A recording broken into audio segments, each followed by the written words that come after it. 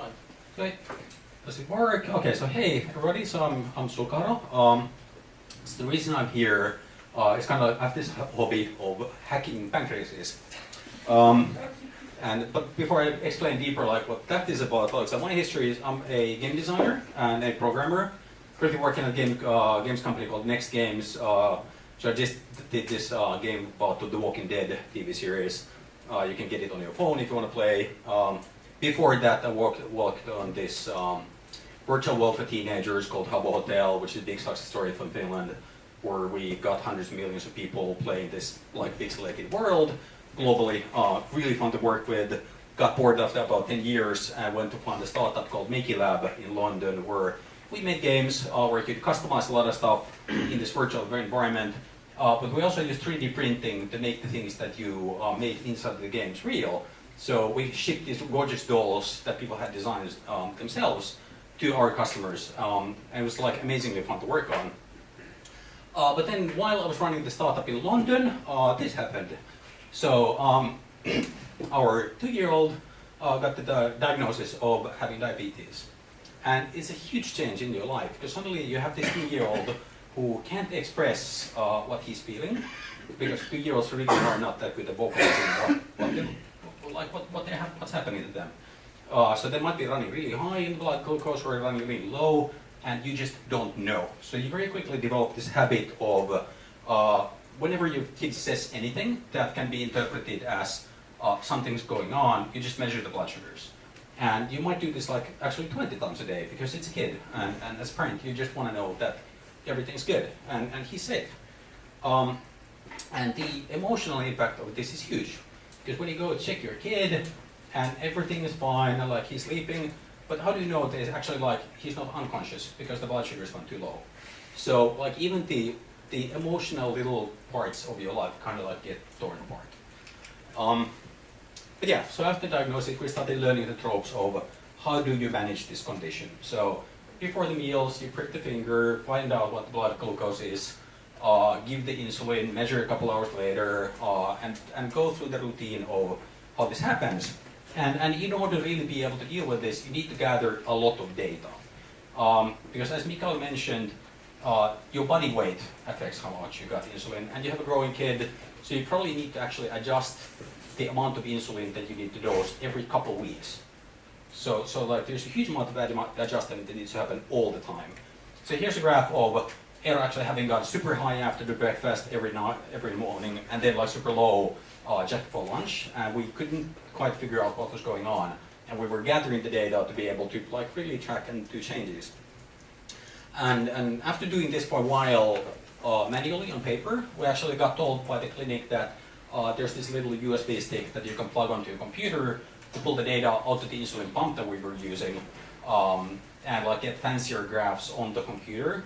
And incidentally, you actually needing to disable a lot of the security on your computer to run the stick, because the software had been implemented in a manner that they were effectively hacking into your browser windows like to get this going, which felt really bad, knowing something about cybersecurity. But the thing with these reports was they effectively told us that something had gone wrong 2 weeks ago. So there was no loop of really knowing that, okay, you did this and the kid went to the park to run around, and maybe that changed something, or the ice cream that you had at the cafe was like contained more carbs than you had been expecting. And in order, like as a game designer, I really know that in order for us to learn how systems work and improve our behavior, we need data about what the outcomes of our actions have been. And that information needs to be available as real time as possible. So I started wondering, like, we're walking around with these pocket supercomputers, so this should be a solved problem. Like, why is it that we are gathering all this data and like it's going into the pump and we just like don't have any reporting that would be available immediately? So I started digging around and actually found out that this thing called the blood glucose monitors exists, or the CGMs, that actually measure the blood sugar of a diabetic every 5 minutes. And gets you this information, so it has it readily available, so you can actually start reacting to things sooner. But more incredibly, I actually found out that somebody had hacked this system and was able to pull out the information from the CGM onto an Android phone and uploading it to the net in a manner where you suddenly could wear a Pebble watch and have this information on your wrist available 24/7. So if you actually were a kid was doing something, you could actually like immediately see what was going on. And they even had to come up with the we're not waiting movement, where the companies, the commercial providers had been promising this type of solutions for years and years and years, and nothing had happened. So they really coined the idea that like we want to start the movement of actually giving this technology out to everybody who really needs it. And I got a bit angry because nobody had told me that this thing is possible. So the clinic that we were going to, they never mentioned that CGMs were real, which probably is because they actually cost money, and the governmental healthcare tends to optimize for the short-term cost instead of actually making sure that things that are really beneficial on long-term is given out. So in 2014, we were really fortunate to actually get access to CGM, and we started using Night Scout to help ourselves. So the way the system works is you need the CGM to do the measures every 5 minutes. Then you get the Android phone that gets a custom uploader piece of software that hooks onto the CGM receiver that uploads the data into the cloud onto a website that you need to install from the source as a user, which can then publish the information anywhere. So it can be a Pebble watch, it can be your smartphone, it can be a website that access on the computer. So you have the information available regardless where the actual receiver is physically at any given point. So instead of needing to look at the graph on the pump that has to be within something like half a meter of the patient because it is physically rigged onto the patient, or the Dexcom receiver that has to be within a few meters, you suddenly get this like beautiful graph that shows you the last couple of days of the glucose, no matter where you are. So it could be your kid is playing in the yard, and you don't need to go there to check if they're fine. Or your kid could be going to have an overnight stay at the friend's place, and you can agree that like I'll just call in if something needs to be done. So it gives you a lot of freedom, or uninterrupted play. So my kid loves playing with Lego, and I can actually have him go to his room, build stuff for 2 hours, and not need to interrupt the play to make sure that he's fine and like do the finger freaking. So his quality of life has improved. How does it measure it? Does it break every 5 minutes? Or? No, there's a, we can go into details. So it's basically, there's a little wire underneath the skin that, yeah, I'll explain exactly how it works later if you're interested. But yeah, this is me on my wrist, the graph of like what Haro's blood sugars are. He's running on the back on a picnic and happily enjoying himself without needing to consider that he's actually got this condition. But what this also gave is like, I wasn't like this anymore, because suddenly not only was Haro sleeping, but I was happily sleeping as well. Because what Night Scout does is, you get the like really fantastically loud alarms if you need to do something during the night, instead of setting an alarm clock to go at 2 a.m. or 4 a.m. to make sure that your kid's blood sugar levels are good. And you might need to do like either feeding carbs or giving more insulin. And given my brain function started to come back slowly online, actually started figuring out that like, okay, I actually installed this site from the full source. And there were a couple of glitches in the system, so how about I actually jump in and start fixing those glitches, and hence actually I went from a user to a developer, and really started helping the small team that's working on technology on a different basis, or doing nights.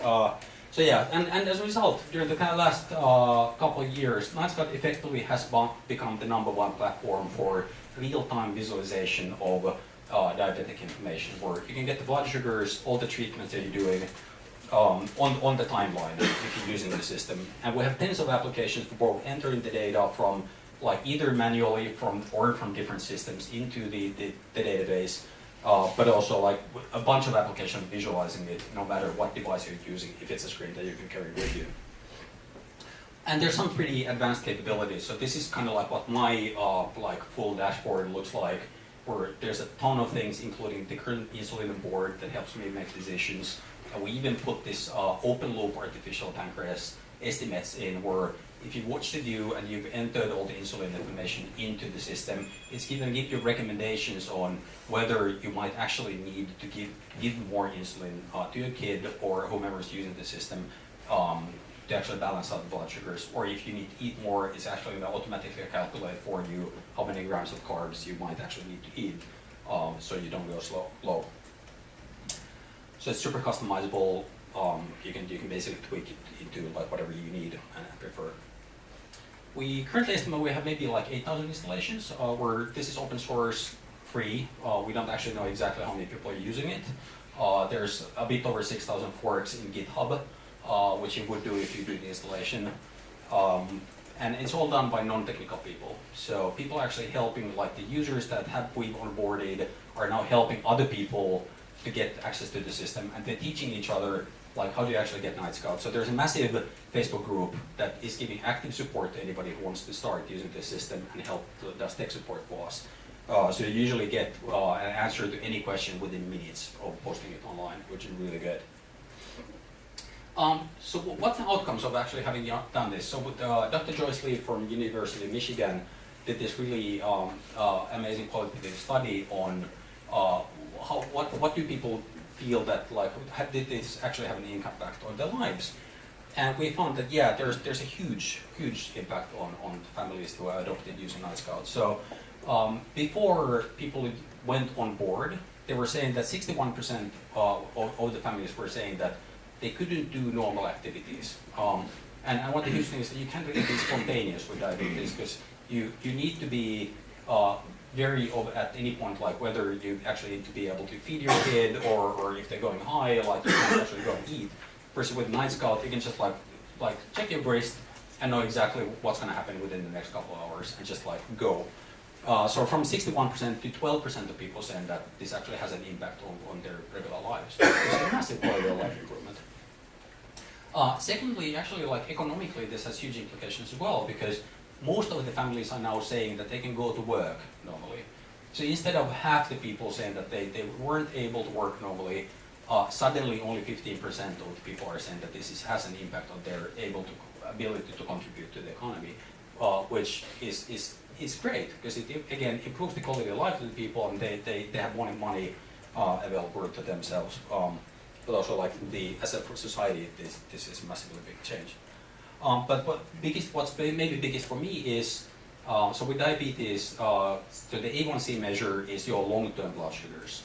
And people are self-reporting that their A1C dropped by over 1% on Advantage, which means that the probability of people on Night Scout on developing long-term complications from diabetes is significantly lower than if they had not adopted the system. And again, like in terms of quality of life for the people, this has huge implications on the long term, because it might be that they are able to live happy, normal lives with no complications as a result of actually the A1C getting cut down. So yeah, so my basically take is regarding the data. So real-time access to blood sugar data fundamentally changes how diabetics can help themselves. And Night Scout, the biggest value that we're adding is we're making the information glanceable and available 24/7. So instead of needing to dig out the one device somewhere that is only accessible if you're within the couple meters of your kid, or even if you're a diabetic and you actually need to physically pull out the device, it adds a layer of complexity and makes the information less available versus having the information at all time and really like being able to have simple, easy access to it.